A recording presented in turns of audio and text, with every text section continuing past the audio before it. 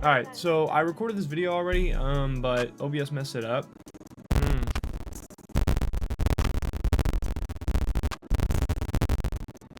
So smooth, man. So we're gonna be doing a breakdown type video, which I haven't done in a while, but unfortunately this is what we're doing. So I mean, yeah, today is how to make beautiful ambient beats, and this is a breakdown instead of a tutorial that I normally make because, like I said, OBS messed up. So smooth, man, and I'm about over it. I've been putting this off because OBS has been taking me off lately, but I think I finally got it working. If not, I officially give up on OBS, and I'll have to find another solution. But let's just get straight into it and see what happens. Alright, so yeah, here's the beat that we made. It's pretty nice. We'll play it from here, and then we'll break it down.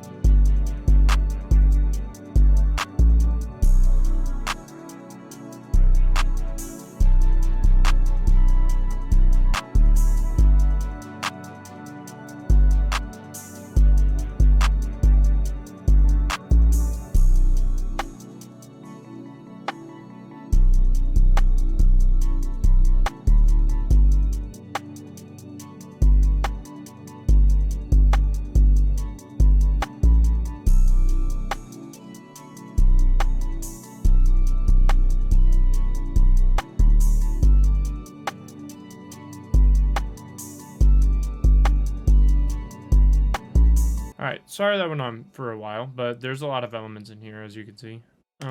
So yeah, let's just start going through all of those elements. First thing we have is this pad from Xenology, which is called PWM Soft Pad 1. And here's what it sounds like.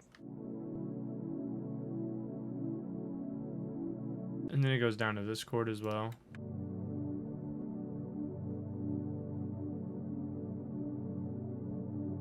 So yeah, pretty cool.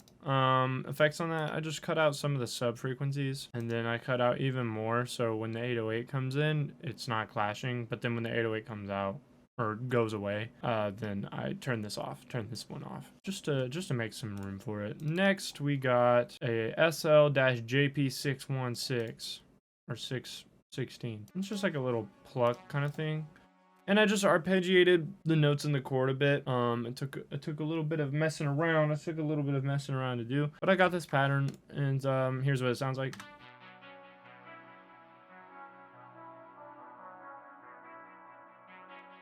And to get it sweeping like that, I put Love Filter on it, and it's the simple triangle low pass LFO preset, and I turn the cut up and the resonance down. And under that I put Fruity Delay and some Fruity Convolver on top of that Blur Pink preset. And then right here I mess with the EQ. I put some high end in and cut some low end out. It was just a quick EQ mess with. We'll mess with it real quick little mess with. And then the third sound we got is a little flute. And that is called Ambient FLT for flute. And this is what it sounds like. And on there I got Fruity Delay 3 as well, and Convolver as well. And I also did a similar EQ shape to the previous sound. Right there it is. Oh, I'm so tired. Next sound we got is I think another like plucky lead, air lead, right here in Xenology. And I just put this little repetitive pattern in here. Now you might be wondering, wait, the cursor went over the notes, but nothing played, and then after the cursor went off the notes, stuff started playing. Well, that's because I got Shaperbox Divine half comp on the sound, and just to kind of make it a little interesting and a little more texture-y, give it some color, all that stuff. And then we got some Fruity Delay on top of that as well. So yeah, it's a cool little like almost texture. It's like a counter lead mixed with a texture, like counter lead and a texture made sweet love and had a baby, and that's what that is. Next we actually went into pigments and we got this glitter effect right here. I don't think it's in sound effects or sequence. It's in sequences. Sequences right here. And glitter effect. And I just copy and pasted the chords from the pad. So here's what that sounds like. Okay.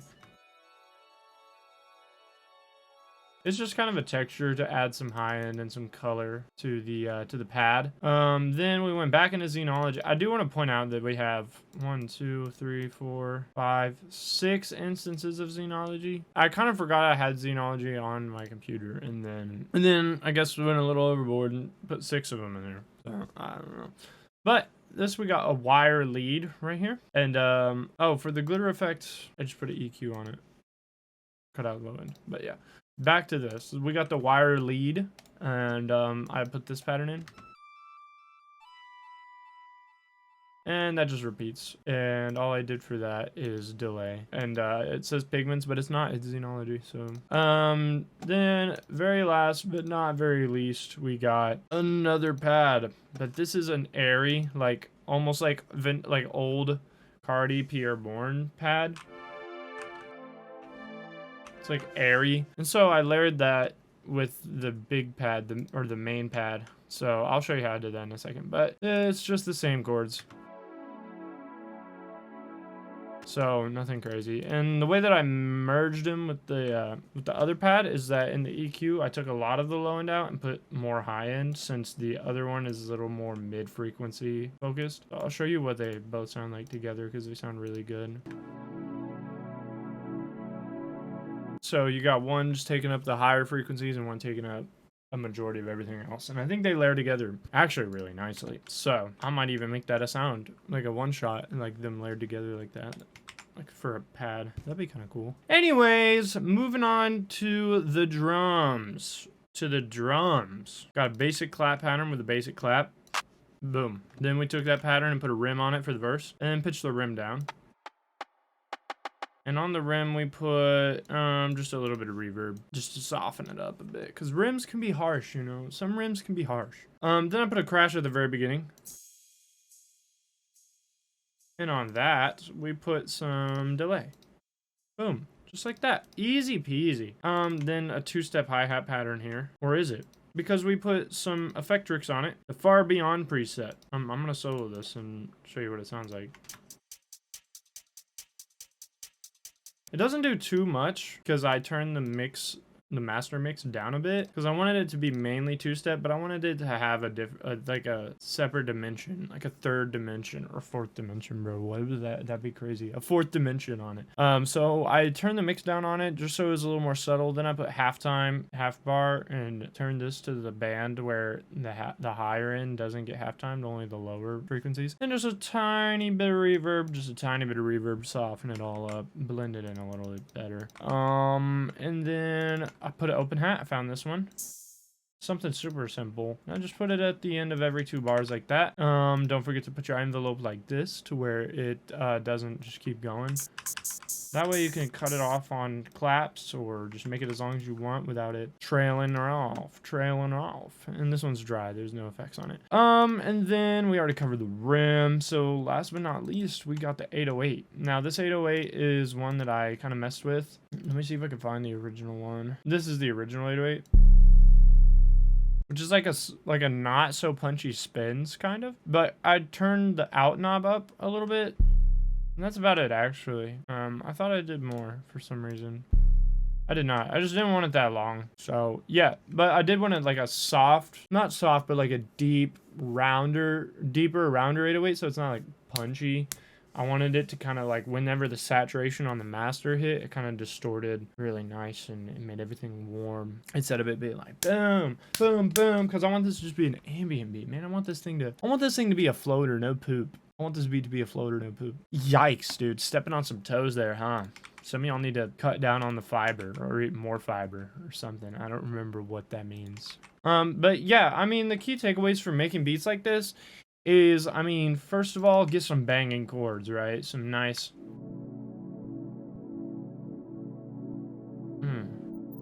Like that just sounds like a cozy night when you're a kid. Like it's nostalgic. You know what I mean? It's like it's like laying in bed when you're like, it feels like home. It feels like home. And yeah, get some chords and kind of just work with textures and ear candy more than anything, or at least that's what I like to do for ambient beats. I don't know, having like harsh lead or like a super defining lead, I don't know. There's some beats that can pull it off, but like if you want just like to leave a lot of room for the artist and make it really ambient, boom, ear candy and textures and stuff. I'll do you right, man. And then just like, so for instance, like this is a texture.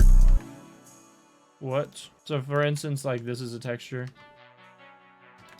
And you layer that with the pad, and you got this as a texture as well. And layer that with the pad. Then you gotta layer on the pad as well with another pad. And then even you could go and say that even this is a texture. Stop. You know, it's just like ear candy stuff. And then just leave a lot of room. So like whenever the loop I made it was like this, and it was like really crowded. But when I arranged it, like initially this lead right here and the flute were competing with each other because they're kind of the same thing. The flute's kind of like a lead, and that wire lead is obviously a lead, and they were kind of competing for the same thing. So I had them trade off. I didn't have them playing at the same time, so that way it didn't feel crowded. It didn't feel, you know, like, God, man, this beat has so much going off. I don't know where the flute is. I don't know where the lead is, man. I'm all confused. Now I don't even want to rap on it, you know? And same thing with this texture right here and this texture right here. They were kind of, again, doing the same frequencies. This one was less frequent though. It wasn't happening as much. But I just don't want them to compete with each other, you know? I want it to just feel open, and so I have them trade off, and that also makes it interesting going from hook to verse, because then you got stuff in the verse that wasn't in the hook, so it keeps the beat interesting, all that stuff.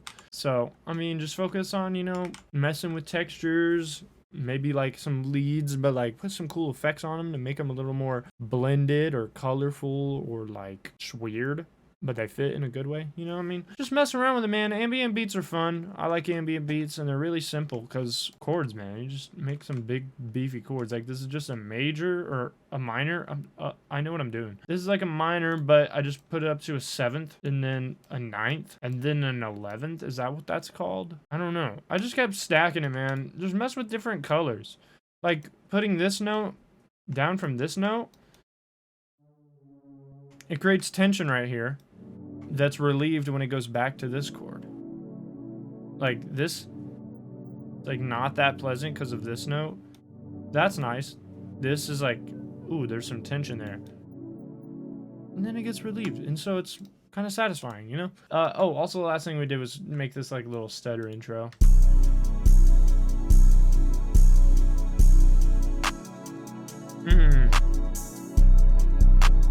But yeah, I mean, just have fun with it. It's not as hard as you think. Pads go a long way. ARPs are great as well. I didn't use any like ARPs. I use sequences, which are like, I feel like they're kind of like ARPs, but they're like textures blended with ARPs, and they're more rhythmic sometimes. There's a weird line in there somewhere. But ARPs are awesome for ambient beats, and you can use ARPs to come up with like leads that you would have never made in your own MIDI, you know, or like cool little background effects or textures. Omnisphere has great textures. Pigments has great sequences and sound effects, and Xenology has great pads and like little ambient leads and stuff. So I mean, just explore your options, and you know, explore your options, mess with the ear candy sound effects, and just fill up your space with some pads, and like, just don't go overboard with it, man. Just nice and simple, man. Nice and simple. Ambient beats need a lot of space, I feel like. A lot of space. They're spacey.